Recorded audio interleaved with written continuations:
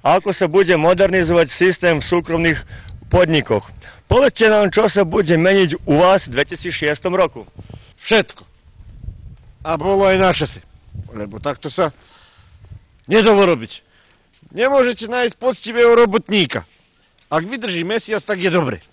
Ale už to tak nebude. Teraz ja pekne odídem do úradu pre nezamestnaných. Potrebujem toľko aj toľko robotníkov. Oni mne dajú, ak nevydržia, dostanú výpoveď. A potom, keď sa im to stane 3-krát alebo 4-krát, potom môžu ísť na ulicu. Lebo podnos. Tam aj našim, že by išli nerobotníci. Na čo sa v úrade? Na trovu štátu. Povedzte nám, a prečo vydržia len mesiac dní? Pretože sú rozmaznaní. Chceli by zarobiť veľa a sedieť. A tie časy prešli. Hotovo. Povedzte nám, a koľko pýtajú peniazy za svoju robotu? No, môžete si zamyslieť. 10 000 mesačne za 10 hodín denne.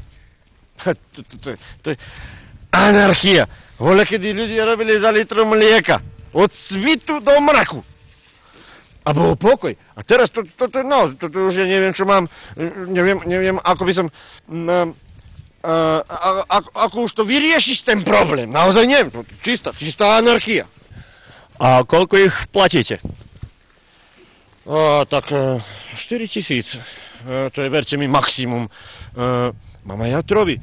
Syn mi študuje vo Viedni. Žena odišla do Španielska. Potom odišla dcera na more. Splácam 3 autá. 3 autá splácam. Môžete si zamyslieť, aké sa to robí. Ja to nemôžem už ani vydržať. Ale ľudia myslia len na seba. Viete, oni chcú plácať. Nemôž. Keď nemôž. A tie 4 000 to platíte do týždňa? Do mesiaca? Do týždňa? Do mesiaca?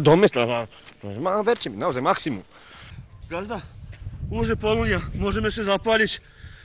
Sme si nezvykli ešte od rana, trocha tak si sadneme. Ešte čo, aby ste mi aj túto biedu, čo mám, troška zapálili. Ani náhodou. Ale vyjdeme na ulic, zapálime na ulici si jednu cigaru. Si sadneme. Kde vyjdete? Na ulici? Kde vyjdete na ulici? Čo si ľudia pomyslia? Vy tam budete fajčiť na ulici, pomyslia, aký je toto podnik? Títo len sedia aj fajčia. Nedochádza do hľadu ľudia, popíte si troška vodu a robiť, ajde. Čo je? Čo si čaká? Ajde! Zapáliť. No naozaj. Krvavo zarobil. Idú zapáliť.